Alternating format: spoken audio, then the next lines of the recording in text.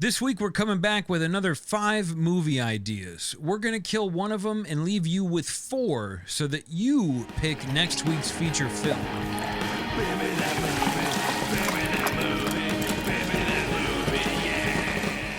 If you're looking for a podcast that serves up ads for weird VPNs and mushroom coffee, you're in the wrong tavern.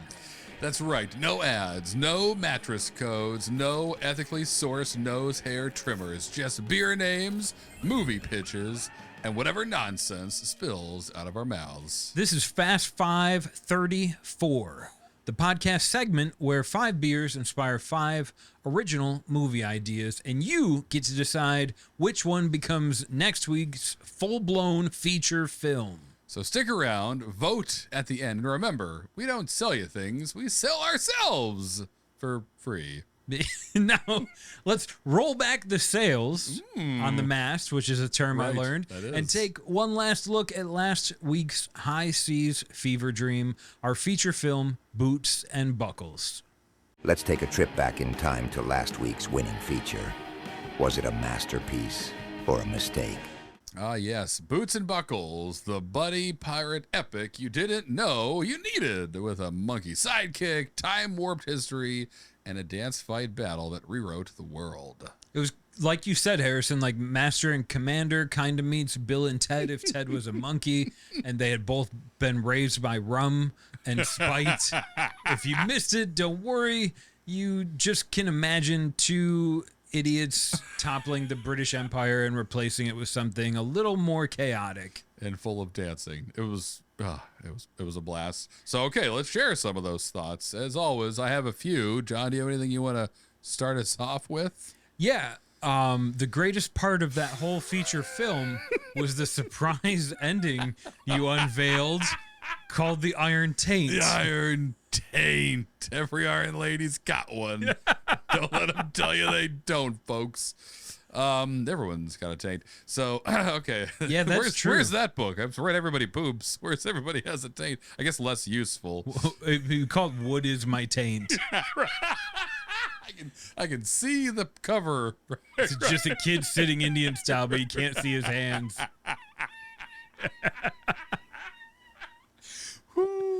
Can you actually?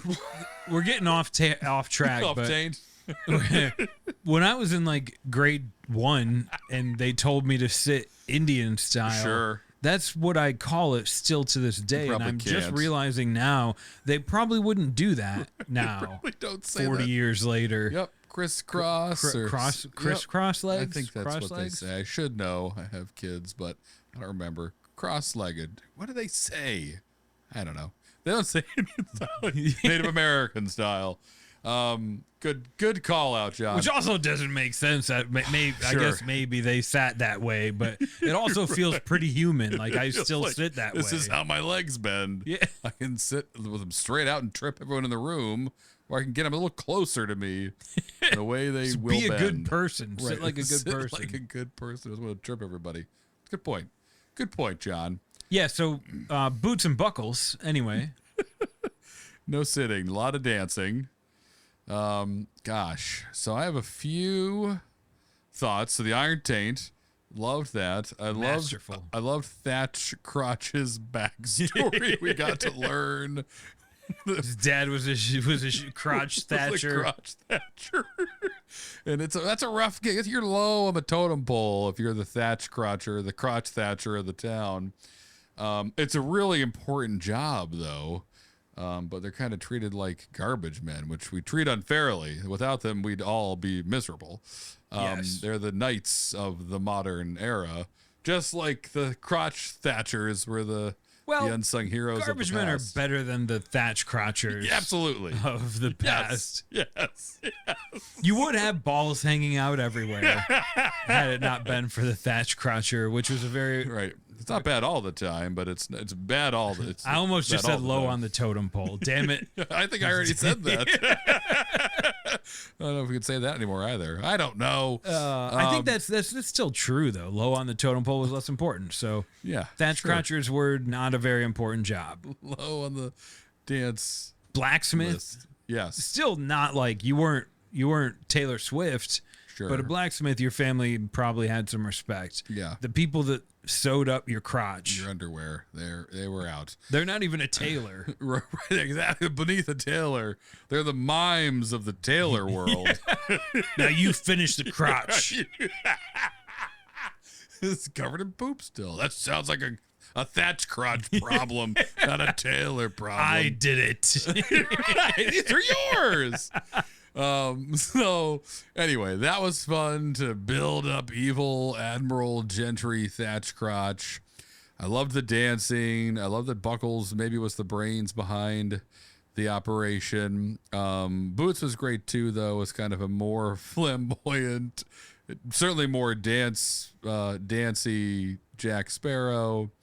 Way more dancey than any pirate, than I any think I've pirate seen ever. on the big screen. So that was cool. And dance fighting's fun. Uniting the Pirates is cool. I mean, we wrote history, and really, I guess, like probably the coolest, biggest takeaway from Boots and Buckles, which was kind of unexpected, but it fell right in our lap, as we got to go back into the BeerMeThatMovie universe and kind of plant some seeds that we've already seen the fruit of in other movies, with this whole Lagerstein being the center of the BeerMeThatMovie universe. We kind of found out how that happened and why there's so many Lagerstein people in other BeerMeThatMovie episodes, because they're all over the place. Well, really, because Brian called us out. Right. Oh, that's true too. We and do said, need to. if you're going to make a pirate movie, you should involve the Lagerstein That's a great Navy. point. Thank you, Brian. We meant to shout this out last episode, but that was 100% Brian's idea of saying you got to bring the Lagerstein Navy in here, and we were like, well, say no more. Sold. So hats off to Brian, as always, for keeping us on our toes and making sure we make the best BeerMeThatMovies we can. So thank you for that, Brian. But yeah, that was cool to revisit the history of the BeerMeThatMovie universe and see a bit more into the past than we've ever done. We got our pirate movie. We almost had one episodes ago with Vampirate, which is still one of my favorite ideas. That's almost a whole movie in that Fast Five. If you go back to it, we really spent some time on Vampirate. But Boots and Buckles was great. I had no idea what to expect, and that was one of my favorite episodes, I think, John. We certainly laughed a lot. We had a lot of laughs, which is always good. Adding some Lagerstein background to make that a real place was great. That was a great... I'm sad that it took a listener to remind us. Right. But I'm also really freaking proud that a listener reminded us of that great opportunity. Very cool.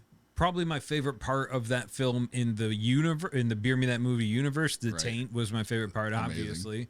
Buckles being a monkey was great. The only thing I regret is that it wasn't. I know we probably would have had a hard time with it, but I wish we would have done the whole movie in pirate voice. Well, John's French pirate voice was also a highlight. That was amazing. I think you surprised yourself at how good it was. I couldn't even speak. I just had to laugh because it was so good and so on the nose. Jimmy the Rot Escargot jumped to life next to me during that. Yeah, you're right. Pirate accents are fun. No one gets hurt in a pirate accent. No one's offended, hopefully. That's true. You said they only lasted 80 years, and they're relatively gone now, unless you count whatever modern day pirates do. Right, sure, and all the pirate ghosts. Of course. A lot of those. They never go away. They never. What was the other thing? I just had another thought. The universe, pirates. I don't know. But that was that was a fun episode. We did the pirate thing. There was dancing. There was a monkey. We got our fun monkey friend, which almost happened a couple episodes ago too. So that was a great recommendation. I was happily surprised with it.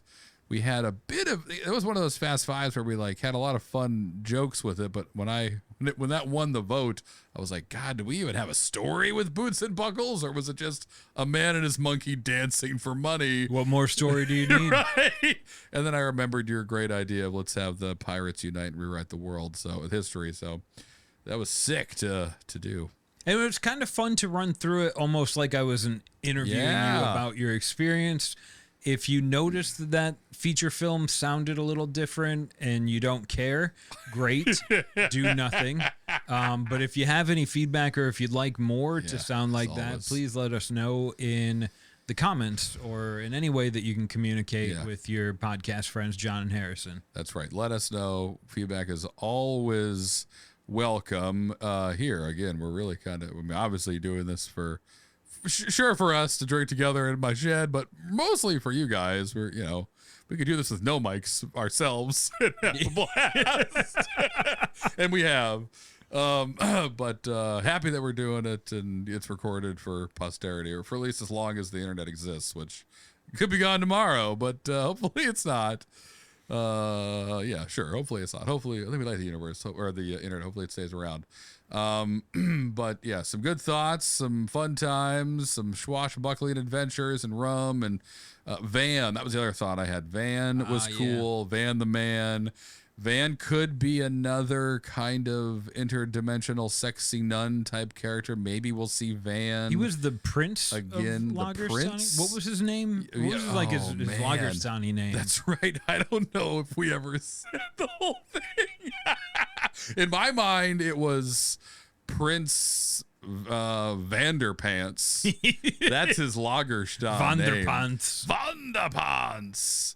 But yes, Van the Man is Prince Vanderpants. So we'll hopefully bring him back as we do other characters when the time is right.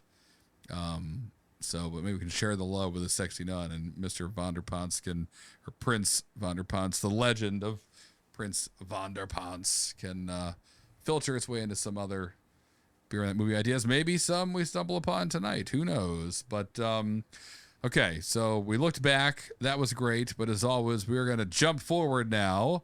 And there is no better way to jump than with a cold beer in our hands. And a 1987 Honda LeSabre.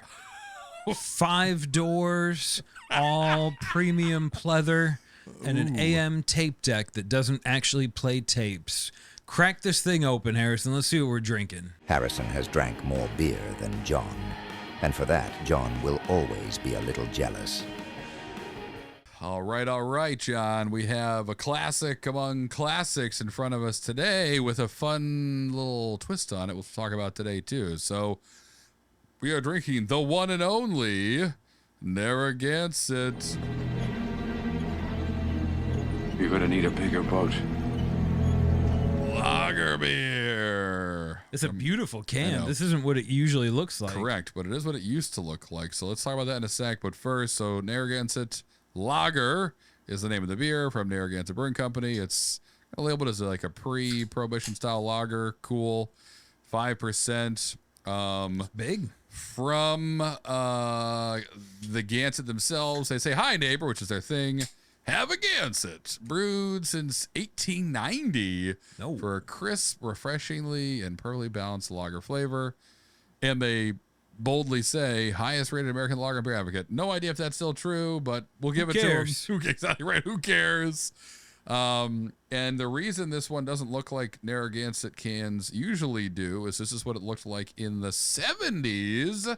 Specifically, 1975. So as you guys probably know, if you follow John and I around, or if you've just been alive for a bit, Narragansett is the beer of choice of Quint, the drunken hero of Jaws. So Jaws is celebrating its 50th anniversary this summer, and Narragansett's doing a ton of cool stuff to celebrate it, bringing back the old school can art. They have something called the Crush It Like Quint Summer Blockbuster Giveaway.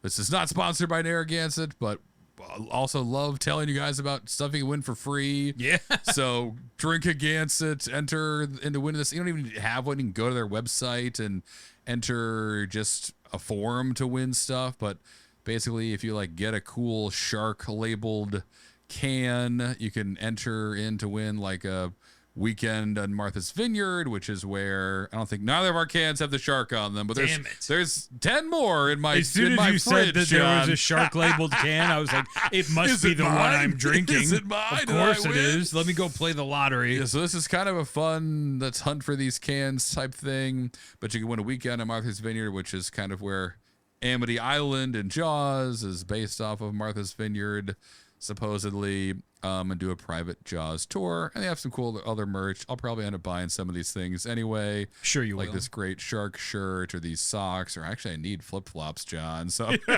and by need, I mean I don't need them at all, but I want flip-flops, and these have a shark on them. If we're looking at Narragansett's website. So anyway, great beer, great brewery, classic, and a perfect beer for us because it kind of brings together movies and beer. Yeah. Like we do every weekend, so I'm going to drink some. John already has his sip. It's delicious. I mean, craft beer, regular beer, imported beer. This tastes like, it's really good. If you ask me, John, do you want to Gansett? I would say, yes. Hell yeah.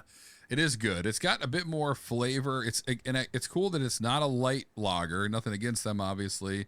But this is, again, like they're saying pre-prohibition. It's kind of like a Bud ambery Heavy gold lager, right? Very similar. If you like Bud Heavies, you'll probably like this. Got a lot of flavor to it. If you have 16 drawers full of random screws in your garage, exactly right. This is the beer for you, You want to and me. drink 12 beers and stare at them and think about sorting them? This is the beer for you. So it's always good. Now I've got a fridge full of them, so we're going to drink these bad mamma jammas tonight. Maybe we'll get a shark beer and win some trip to Martha's Vineyard. If we do, we'll do a live podcast from the beach in front of an animatronic shark. Ooh. Maybe. John and I will go leave our wives, and John and I will go. Of course, you realize that I have to go with Harrison. You're right. I know I don't have to bring this up because you already know, but I'm not taking you. I'm leaving you with the children, and John and I are going for the show. For the weekend. And it still won't be sponsored by Narragansett, but we might be wearing shark T-shirts. We if absolutely will be. So yeah, but as always, this is not the beer that we're going to make a movie about tonight. It's just inspiring us with some liquid inspiration as we rip through Untappd and your submissions to find the Fast Fives we're going to enjoy. So we'll do that in a sec.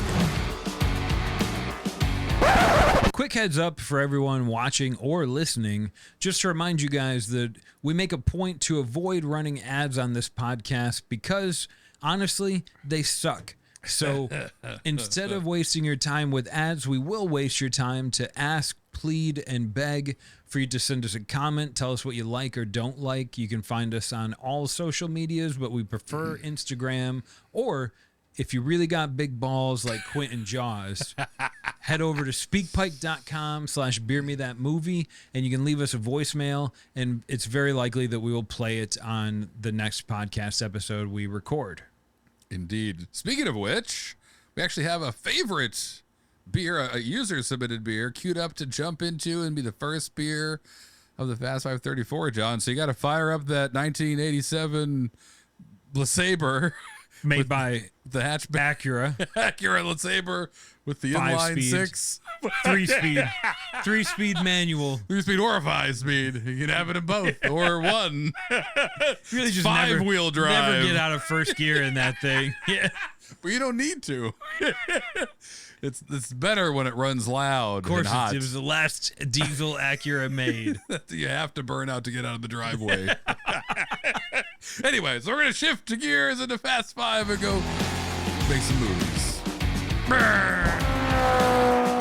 Our first 3 beers are coming from listeners like you. So number 1 comes from Brian, made by Crooked U Brewery, called Wet Exit. So, of course, we're all thinking of the off-ramp. Right. When I first saw it, I was like, ooh, this is a movie about Navy SEALs and a submarine. But I think John had a different, and that's not a euphemism, but maybe it is, because I think John had a better idea for what Wet Exit could refer to. I mean, okay, here's a little insight into how my brain works. This is just a movie about diarrhea. It's an action diarrhea movie. This is a diarrhea hard. So, okay, I love that idea. It's terrifying, but also, of course, perhaps a piece of something that will build into something hilarious. And where my mind is kind of going now is we had a movie idea, a Fast Five, might have been in the second Fast Five we ever did, might have been the first Fast Five we ever did, I think it was the first one, called Relax. Relax was the beer. And the idea was someone has taken too many laxatives on an airplane that can't land. It's like stuck in the air and all the toilets are broken. So they're running around trying to poop in people's purses or the throw bags and keep getting interrupted and they can't. And they're freaking out about having bubble guts on this plane, which is hilarious. So let's take that. Let's reimagine Relax, John. We can have Wet Exit be a Die Hard type movie. But the guy who's got to save the day has got the bubble guts himself. He's trying not to shit his pants. We'll do action rolls and karate chop a bunch of, terrorists out of, not Nakatomi Plaza, but, This is coming right from the Thatch crotch. Right. Instead of a sidekick like Robin, he has a Thatch crotcher with him in his squad car. A Thatch crotcher with him. But yeah, Wet Exit. Exit. You did too many action rolls. And we could probably do something with Exit. Like maybe it's not a race movie, but maybe it's, instead of emergency exit, it's Wet Exit. It's some kind of, we're stuck in a huge apartment building. There are only 1 or 2 exits out. The guy who's got to save the day has diarrhea. Terrorists are holding everyone hostage. And he's got to not shit his pants and help everyone escape. They shut all the water off in the building. They can't flush any toilets. And he's tiptoeing around, trying not to bend over. If anyone startles him, it's all over. Which is tough because he's, in a stressful situation when surprises can be around every corner. I had when you were talking about, I wanted to think like Brad Pitt's making a F1 movie. Yes. And I was like, well, you could make a race car movie like Days of Thunder. Sure. Where the race car driver is an act of sabotage. Someone put laxative in his Gatorade in the pit stop, Exit. and now he's got to get it out. But you're stuck in your little race car, and he maybe somehow in the last turn it just shoots out from him, and he makes his wet exit, which ends up being a first place prize. That's kind of fun. Right. There almost needs to be something that this hero is escaping from while plagued by the worst case of like, stop, I can't move. I can't move. Hold on a second. I need to close my eyes. Exactly. I need to breathe. Not too much, but not too little. If I sneeze now, we're all dead. Right. Maybe it is like a Speed type movie where he's got, some diarrhea issues, but is on a bus or a plane and a bomb is wired to it where if anything louder than a whisper occurs. Oh, God. And this guy's gotta not even fart, or else he's gonna kill everybody. That's the direction this film needs to go. We're trapped on a bus like Speed. Right. We have to be quiet or the bomb will go off. And someone, maybe everyone has eaten those street gyros that they shouldn't have eaten. Exactly right. They were too good of a discount. Oh, my flame went out a while ago. Oh, that's why they're cold. Oh, wait, sorry. Don't buy those. Don't eat that. Is a movie about a bus full of people trying to quietly wet poop their pants? Is it a good movie? No, but if it was done tastefully. Oh yeah. This is everyone's got a ticking time bomb in their own pants. There's more than one bomb on this bus. Wet exit.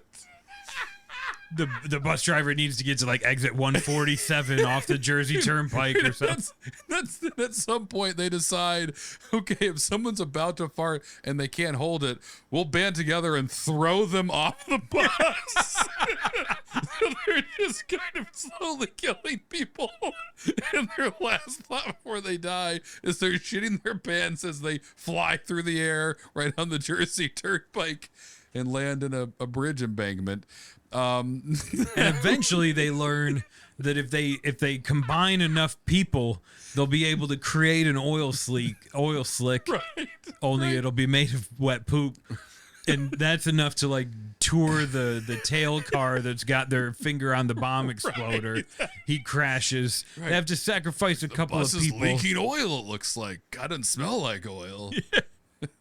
This is like oil. This is maybe our worst. Well, I mean, everything's a weapon, John. As we talked about the way of the kangaroo. That's true. Everything's a weapon, even diarrhea. So we can take the challenge on with Wet Exit and happily make something that hopefully is not as equally as gross as stuffed cheeks, maybe grosser. We ate a lot of people in that episode. Now we're just going to be pooping out a lot of hero meat. But the after effects of what was it called? The Buddha stomach? Yeah, the noble stomach. Right. They won't have that luxury here. Maybe they will. Maybe they'll be a practicing noble stomach fan in the bus. They can help them save the day. I don't know. We don't know. I will have to eat you. Aw. Quieter. Aw. Yeah, I can't eat someone quiet. I'm eating a person. I need to let it out. I can't. So it's a very emotional thing. He flies off the bus. Yeah. Fuck that guy. That guy's trying to eat us. We all entertain that as an idea. We're horrible. We deserve to die. I'm going to shit my pants to kill us all. Okay, so Wet Exit is an idea. Is it a movie? I don't know. That's for you guys to decide. That's true. That would be a tough one. Fortunately, we've got a couple more we can entertain in this Fast Five coming up with our next one, beer number 2. Can you believe these are the same two guys that gave us Banana Whale? So this beer comes from a longtime Untappd friend who goes by Jay Schaaf.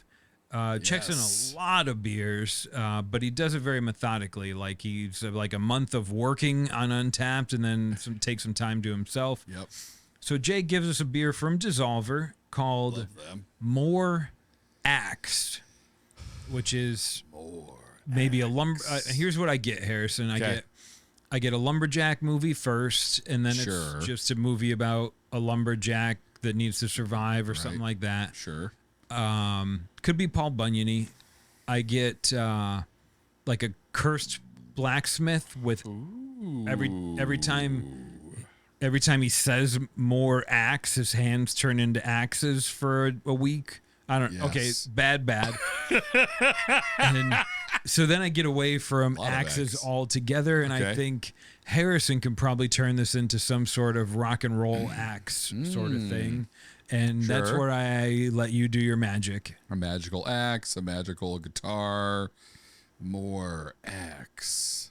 We've done one kind of like that, which was already a ripoff of the movie Rockstar, where the lead singer of the cover band for some famous band becomes the actual singer of that band.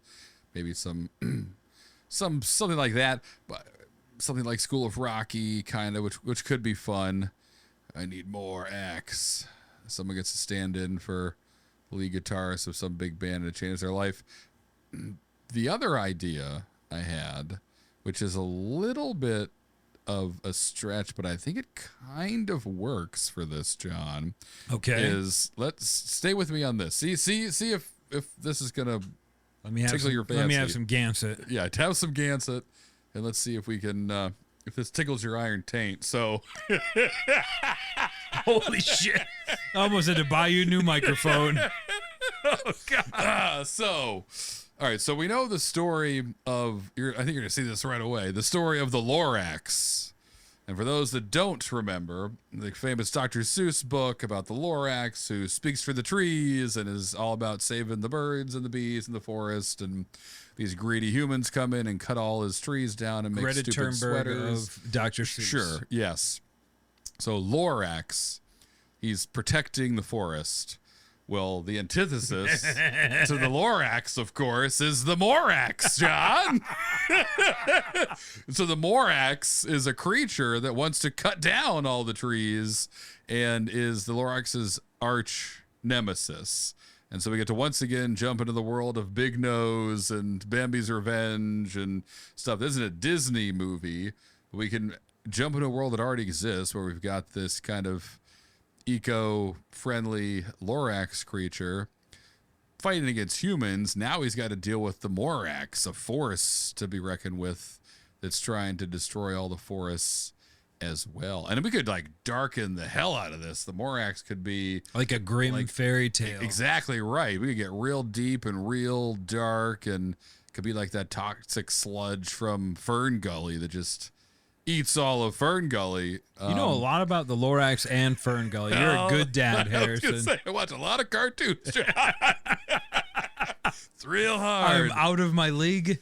But I know how to make things dark. You do. So you're the expert at that. I can give you enough to we can really get creepy and dark with it very quickly. And some of you, if we make this, would say like, "Oh, Moraxe is just like a symbolism of humanity ruining the environment." Sure, maybe. But Moraxe in this movie is like this this super dark, charcoal powered creature, kind of smoky, fiery bull monster or something with axes for horns. And he eats fern gullies, and he eats ferns, and he kills bees. Exactly. And he's just we don't even know what his motivations are. Maybe it's pure evil. Maybe maybe he doesn't view it as evil. Maybe he's just the Moraxe to consume. He wants it could be. This is very similar to Fern Gully, but that toxic ball of sludge just wanted mankind to burn more oil so it could suck all the pollutants and get bigger. Something like that. Every time a tree gets chopped down, it grows a little bit stronger or whatever. We can in the Lorax, because you'll have to forgive me. I've forgotten. All good. It's all good. The Lorax wasn't really a fighter, right? Correct. He was not shy. I mean, he got right in the face of these humans. It was like, you got to get out of here. You're killing the fish. You're killing the birds. You're killing the trees and making a bunch of crap nobody needs. Kick rocks, man. You're destroying the world. And then he was right. Lorax was right. And the world was left in ruins. Although it ends on an optimistic note, that book. It's a great story, but we can jump into that Dr. Seuss world, which is a crazy world. Yeah. A great world, ripe for some BeerMeThatMovie activity, and see if we can, again. And this would take place near the end of the Lorax's life. So the Lorax has succeeded, and the forests are protective, and the fish have fish places to live. And as the Lorax is coming into its end of usefulness, that's when the Moraxe appears. So the Lorax is almost powerless, but it has to find some champions. Exactly right. Find some champions, build a team to stop the next generation, to stop the Moraxe. Maybe recruit some of Thumper's chipmunk horrors. Exactly right. We could bring in all kinds of creepy, sex-deprived creatures to help the Lorax. Beggars can't be choosers. The Moraxe is coming. Sure, if you're here to help, you're addicted to some methamphetamines, we'll figure that out. Dr. Seuss probably has a plant that's similar in his world. It almost gets a little Lord of the Ringsy, really. That was my first thought, too, was the dark kind of, eye of Sauron or whatever, over the land and cast it into darkness, and someone's got to stand up, and it's the Lorax building. You can't even say the word Moraxe in the forest. Right, as the tree falls down. So it could get epic, it could get big, it could, we could do whatever we want with it. But that's the gist. The Lorax's final fight is against the Moraxe. Beautiful save. Really, blacksmith hands turning into axes would have been probably the one I voted off right away. So I like this. It gives us a universe. It gives us kind of a goal and plenty of room to Seuss it up. We got one more listener submitted beer. Actually, this one was a challenge, so we're going to talk about it coming up on beer number 3. 2 beers deep and still thirsty. Let's keep this going. Okay, so beer number 3. This is the first time this has happened. This is checked in by Elric at a place called Beer Loads. Yeah. But one of our friends on Untappd, Rhett, said, "I dare you to make a movie out of this one." So at least we're going to try. You'll decide if we have to make a movie about it. That's right. We can't turn down a dare. Rule Never. number one. Never, no. never. Unfortunately, no. So this is made by a brewery that goes by Lobic, and the beer is called Sexual Tyrannosaurus. Harry's already got it. Thank gosh. I know you love dinosaurs. You're a big Jurassic fan. Yep. You got kids, so you know about sex. Sure. Let's go. That's right. Sexual Tyrannosaurus. And I'm pretty sure this is a reference to the quote that Jesse Ventura, former governor of Minnesota, quote from The Predator when he's offering someone on his team, I think it's just like dip, and it's like, oh, take some of this, you'll be just like me. A god, make you feel like a gosh dang sexual tyrannosaurus. Which is a heck of a humble statement for anyone. Although you just dipped from Fern Gully to Predator. Right. Still in the woods, but a very different situation. Although maybe the same. These are Moraxe woods for Right, sure. exactly right. The Moraxe, Predator, the monster from Fern Gully, it's all the same. So, yes, famous quote, funny quote. As soon as I saw that and the challenge, I was like, oh, we can talk about Jesse Ventura, not all day, but for a little while. But so without even overthinking it, I mean, this is a spin-off of Predator. This is following Jesse Ventura, who was like a special forces guy in that movie. Spoiler alert, doesn't make it past the Predator. But you'd be led to believe that he had some pretty ridiculous adventures before that, both to call himself a sexual tyrannosaurus, but also to have a minigun and walking around with a minigun, which humans usually are mounted on helicopters and things. Special Forces training. That's day 3. Here, hold this 85-pound gun with 300 pounds of ammo and go walk into the woods. Go walk more than 10 feet. See if you can do that. But Jesse Ventura did. So he's a pretty badass dude. And we could have adventures with him both. And he could almost, and like, he's kind of, his character's ridiculous, obviously, with a line like that in that movie. But I could see him as kind of being like a backwoods James Bond type of, he's like. Backwoods Bond. Backwoods Bond.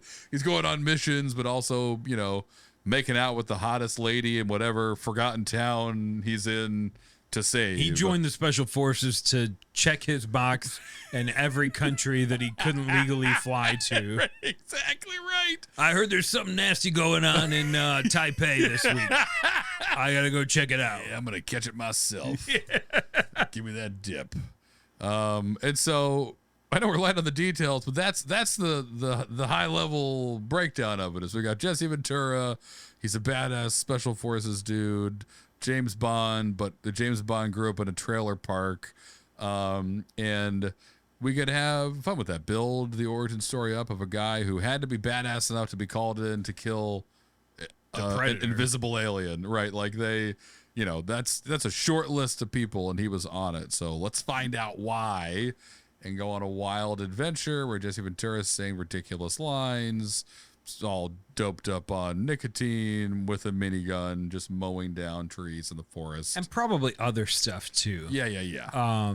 This could be fun. Okay, so this would be like an fun. origin story of Jesse Ventura in The Predator. It's called Sexual Tyrannosaurus. It's amazing. What a bold name of a movie. I mean, there's the animal mother from Full Metal Jacket. Right. Great character. I think that was originally offered to Arnold Schwarzenegger. Okay. And he turned it down. Wow. And Kubrick cut some pretty nasty scenes the animal mother was going to be part of. But I'll always remember his call sign was Animal Mother, which still to this day doesn't make a lot of sense. But Sexual Tyrannosaurus one-ups Bingo. Kubrick in the greatest military film of all time. Yes. Agreed. So anyway, that's our take. If you like it, vote for it, and we'll dive deep into whatever Sexual Tyrannosaurus is diving deep into, which I have a pretty good guess. I don't use my arms at all. I'm all legs and tail. Well, not a tail in the traditional sense. Oh, God. I see the lines are already happening. Normally at the beginning of a Fast Five, I ask you what I think I would love you to vote for. This will not be the one that I pick. It might be the one I picked, though. So we got 2 random beers coming from Fast Five land out in Untappd. We're going to see what you're drinking next with beer number 4. That's 3, which means we're officially too invested to stop now. Beer number 4 comes from the Untappd feed, checked in by Tito, made by Zorn Brewworks. Nice. Was Zorn the bad guy in the Superman movie? Oh, man. Wasn't it? It wasn't. Was it Zorn? I can't remember. I think it's not Zool. That's Ghostbusters. Oh, no. Oh, okay. Never mind. It's something like that, though. I can see it. I can see his cool haircut and his awesome black jumpsuit. I am General Zod. Really weird time in the 80s where, anyways, this beer is called Industry Discount. Yes. And the first 2 things that come to my brain are my first real grown-up job where I had to fill out forms was at a place in Buffalo, New York called Mighty Taco. And it's the greatest semi-regional fast food chain you'll ever experience in your life. Hell yes, Mighty Taco. But we gave the police a discount. It was like 25% off just for being a police. We only gave the seniors a 10% discount. And I remember thinking like, shit, what other things do I not know in the world? Right. Later on in life, I was a chef for a long time. And we had these sort of industry nights, and sometimes you would go out to eat and the other back of the house would recognize you and your meal would get comped, or you would get like food that wasn't on the menu yet. And it was for me, the most amazing part of being a chef was like learning from other people and being able to experience that. So my first thought with Industry Discount is just like a reluctant chef that's still doing it because it makes going out to eat cheaper. Right. Okay. He's stuck in this never-ending party. So I really love going to Mana and over to Pasta House, and I can't imagine paying full price. Can't as do it. As a non-industry insider. Right. I like this. There's probably other places we could go sure. Yeah, I love this. I think I want to take this idea because that was my first thought too. Industry discount. If you're in the industry, if you're a bartender, a chef, whatever, you got industry nights at other bars where specials are for you. You've got, like John said, you've got all kinds of things, special food items and discounts and secret menus, and you get kind of to live. Same deal. One of my first jobs was a bartender and then a bar manager. And I didn't know about any of this until the other bar manager was like, let's go to Tom's bar. It's, $3 pitchers tonight. And I was like, oh, is that every Monday? No, if you're a bartender, though, just tell them you work at so-and-so. Oh, okay. Yeah. And it kind of opened up. It was like walking through the wardrobe into Narnia. I was like, there's a whole world here that I didn't know about. Just because I pour someone drinks at another bar, I get to take care of each other. I get to have free mac and cheese balls when I go to Tom's. So it's exciting when you're 23 and really have no problems and nothing in life. There's no stakes in your life. It's great to have a free cheese ball. So, so that's exciting. So what I'm kind of imagining is this new bartender, new chef working at a restaurant, learns what we learned, John. The industry nights at so-and-so's, they go there. It's every other shot is free, has a wild and crazy, but kind of normal night of pool halls and doing shots, and smokes his first cigarette, barfs in a trash can, living life, being 22 and just out there, just not a care in the world. But what happens because of the industry discount, because of this night that started with half price everything, kind of finds himself in a precarious situation. In other words, taking advantage of these industry discounts sent these dominoes hammering towards this kid's life that wouldn't have happened if he didn't go to Tom's bar and get half off everything that day and just went home, but he had to. It was Full industry price discount. cocaine. That's right. So, and I'm kind of imagining, right? It's like some back room. He's hanging out half drunk on a couch. Someone walks in with a briefcase. Someone grabs it. There's a fight. A shootout happens. Almost everyone dies except for him and his like boss. And they grab the case and run. And now we've got like a Pulp Fiction type movie where it's like, what's in the case? I don't know, but these people want it. Can we sell it? Do we go to the cops? And now you're in kind of like a whodunit, Guy Ritchie type movie where you've got to kind of drink your way and fight your way out of the crackpot you've kind of put yourself in, all because of a couple half-price beers. The things we'll do For free cheese balls. I've slept on people's couches, and I don't remember where those couches were or who they belonged to, but Right.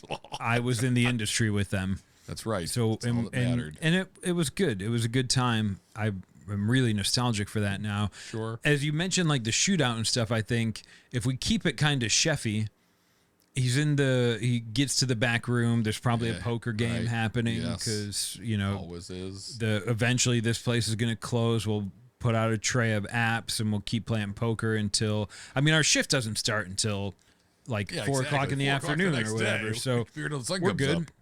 And this dealer comes in and there's like a high price food item. Everyone's passed out.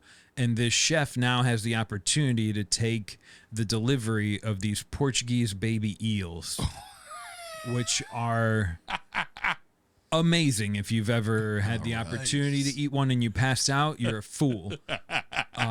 It's like spaghetti noodles, but flavored like scallops. They're perfect. And they're really like high ticket, super chefy, fancy thing that you frequently can't even get as a chef, much less as a customer.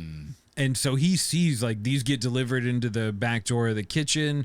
Everyone passes out, and he knows like now I have the opportunity to get the ultimate industry discount, and I can put my restaurant on the map, and turns his back on the collective.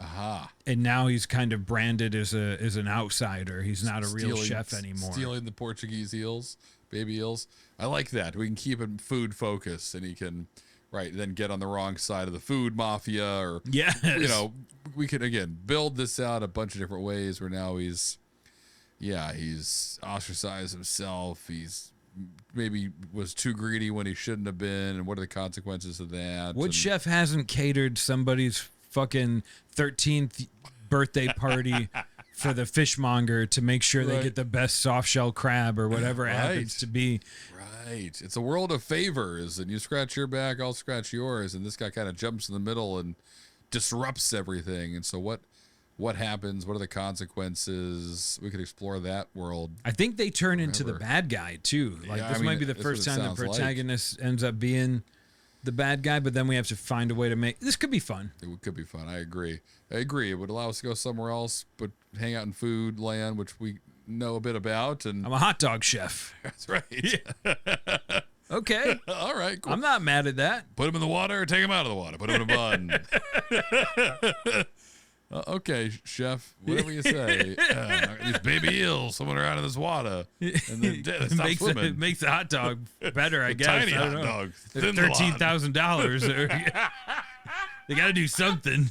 Probably get better buns for these. Nah, these will be fine. Hot dog. You got mustard on them? Oh, my God. What is he? Gordon Ramsay shows up out of nowhere and slaps him in the Just face. murders him in the street. Oh, that's amazing. Industry discount, beer number 4. We got one more rando coming from the Untappd feed next. 4 ideas in. At this rate, we'll have a cinematic universe by the end. Beer number 5 comes from a first-timer on the show, Michael K., made by Bellflower Brewing. Nice. Called The Fool, which I think is actually a good tarot card. The Fool. Yeah. Yeah. I don't... Ben's, yes, it's a fine one. A fun thing. It's fine. Which is good. Yeah, way better. You get some rough ones. Yeah, like the swords I think are bad. I don't really know. Sometimes. Depends, John. They're all bad. Every time I've gotten my tarot cards read, they were like, "You should stay home this all month. Don't walk under anything. Yeah. Anything? We're in a shed right now. Yeah, that's dangerous. You can't not walk under nothing. So for the fool, my thought is that we're gonna play on the word fool, not necessarily as like the town donkey, but sort of like someone that seems foolish because they're not familiar with your customs. Okay. And the idea is that our hero, our protagonist, our Michael K, is transported to a parallel universe, which looks a lot like the life that we live, but there are subtle differences. So it's kind of going to be the telling of Michael's story as he goes to bed after a hard day's night or bender or whatever, and wakes up in a world that looks like his but is clearly different. And some of the things that start unraveling are like, the big thing that differentiates this version of our world is that people have like telepathic or magical abilities. Okay. And Michael does not, because he was transported here from our world where magic is non-existent for the most part outside of cocaine. And that's right. And so he's in this world. People are human. People speak English. People play sports, but it's like it's the Chicago Stampede instead of the Chicago Bulls. So there's like little differences. And he's like, all right, I know about different universes. But then the telepathy and the people's sort of abilities that are just so nonchalant start coming out. Well, this is great. I love this. And we can, again, I can see this story unfolding where you've got, it's the opposite of that movie What Women Want with Mel Gibson, where he can hear all the women's thoughts, but he's the only one. Now we have poor Michael walking around going, God, that lady is smoking. And her going, I'm sorry, are you thinking about me? And him going, what the shit? Yeah. No. And he just runs into a corner of a coffee shop. Stop thinking about what you're doing to me as you're running away. Exactly right. Yeah. You can't tuck that boner, kid. What? How do you know I have a boner? Well, everyone in here knows you have a boner. You're thinking about your boner. Yeah. Stop doing that. You don't think talk? What are you new? Right, exactly. So that would be a terrifying world. Immediately, all your thoughts are just being broadcast to everyone. Everyone's mind. How far does it travel? How many people can hear me think? You got to get out of this coffee shop, man. You're thinking stuff that we could put you in jail for right now. There are kids in this coffee shop. So he's got to kind of master his mind, and maybe he encounters kind of a Yoda type character who may or may not have also come from another world. We can figure that out. Oh, I like that. Yeah. Who's, sympathetic a fellow to him. transplant, Exactly. And he has to, master his mind, and he thinks kind of, adapt to this world. This could be great. This has elements of like a kid in King Arthur's court. And it makes me want to kind of make Michael be someone who, has a problem maybe with like overthinking things in his life, and is thrown into a world where overthinking stuff can literally get you thrown in prison. So he has to kind of very quickly start to organize his thoughts and therefore his life and get back on track, because this world requires him to. Otherwise, everyone's going to know that he's checking out anyone in yoga pants, and we don't need to know those things, among other stuff that Michael probably shouldn't be thinking about.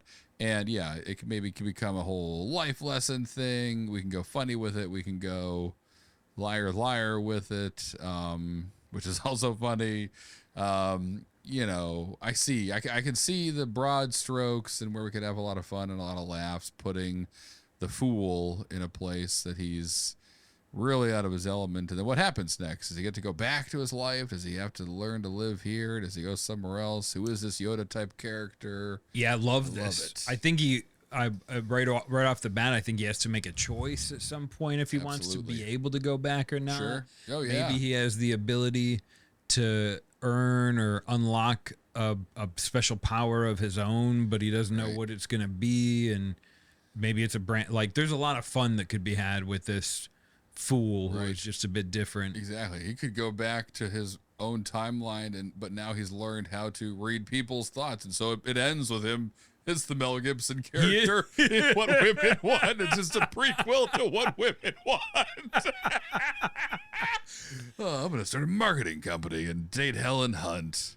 All right, dream big. Good. Yeah, 1990s Helen Hunt. She's 40 years older than you, but yeah, go for it.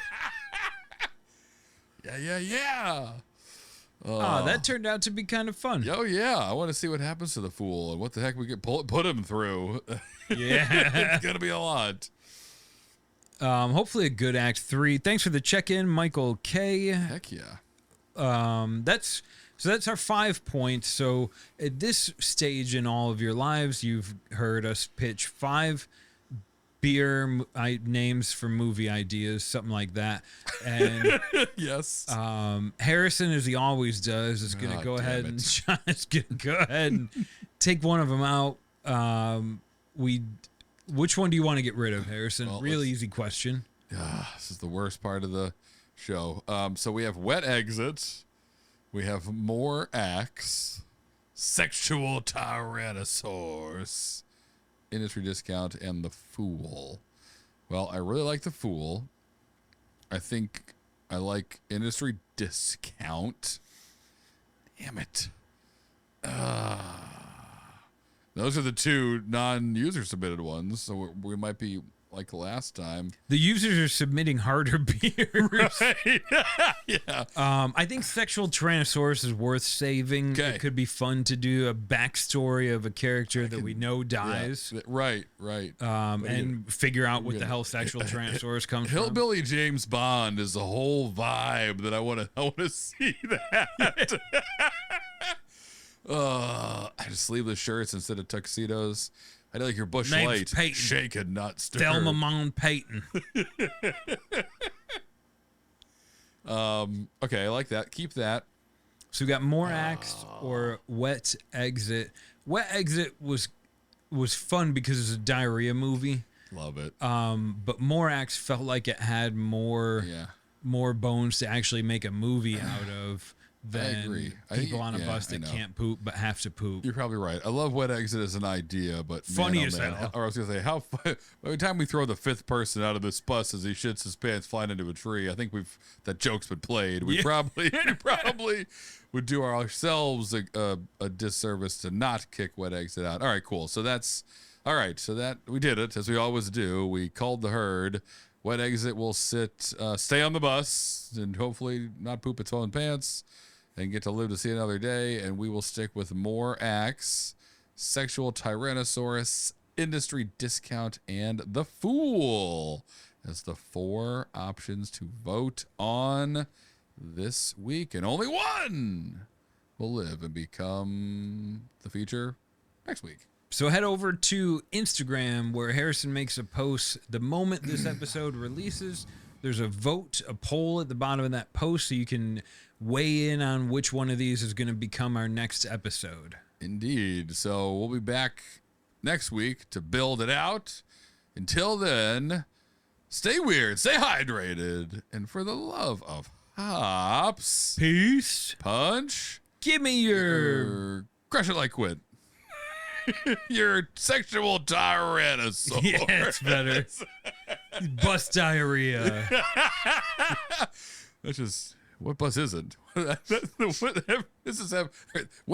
exit is every city bus you've ever been on? That's all the money in city buses just goes to diarrhea absorbing seat cushions. Exactly right. Because it smells like Imodium AD in here. We put 33 used Big Macs into that seat and it still looks fresh.